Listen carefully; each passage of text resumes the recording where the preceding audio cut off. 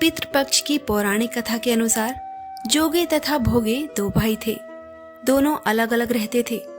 जोगे धनी था और भोगे निर्धन। दोनों में परस्पर बड़ा प्रेम था। जोगे की पत्नी को धन का अभिमान था, किंतु भोगे की पत्नी बड़ी सरल हृदय की थी। पितृपक्ष आने पर जोगे की पत्नी ने उससे पितरों का श्राद्ध करने के लिए कहा, तो जोगे इसे व्यर्थ का कार्य समझकर टालने की चेष्टा करने लगा। किंतु उसकी पत्नी समझती थी कि यदि ऐसा नहीं करेंगे तो लोग बातें बनाएंगे। फिर उसे अपने मायके वालों को दावत पर बुलाने और अपनी शान दिखाने का यह उचित अवसर लगा। अतः वह बोली, आप शायद मेरी परेशानी की वजह से ऐसा कह रहे हैं, किंतु इसमें मुझे कोई परेशानी नहीं होगी। मैं भोगे की पत्नी को बुला लूंगी, दोनों मिलकर सारा काम कर लेंगी।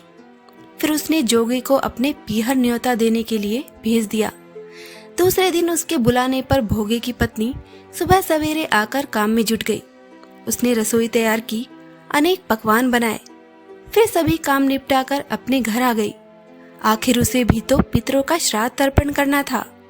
इस अवसर पर ना जोगे की पत्नी ने उसे रोका, ना वह रुकी। शीघ्र ही दोपहर हो गई। पितर भूमि पर उतरे। जोगे भोगे के पितर पहले जोगे के यहाँ गए तो क्या देखते हैं कि उसके ससुराल वाले वहां भोजन पर जुटे हुए हैं। निराश होकर वे भोगे के यहाँ गए। वहां क्या था, मात पितरों के नाम पर आज्ञारी दे दी गई थी। पितरों ने उसकी राख चाटी और भूखे ही नदी के तट पर जा पहुंचे। थोड़ी देर में सारे पितर इकट्ठा हो गए और अपने अपने यहाँ के श्राद्धों की बड़ाई करने लगे। जोगे भोगे के पितरों ने भी अपनी आप बीती सुनाई।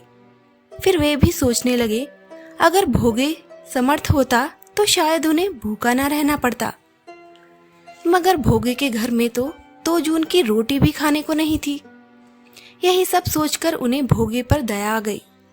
अचानक वे नाच नाच कर गाने लगे, भोगे के घर धन हो जाए, भोगे के घर धन हो जाए।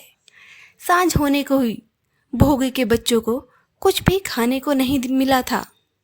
उन्होंने माँ से कहा, माँ भूख लगी है।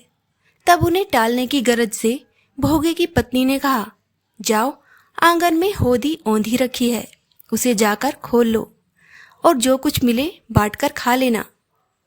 बच्चे वहां पहुंचे तो क्या देखते हैं कि होदी मोहरों से भरी पड़ी है। वे दौड़े दौड़े माँ के पास पहुंचे और उसे सारी बातें बताई।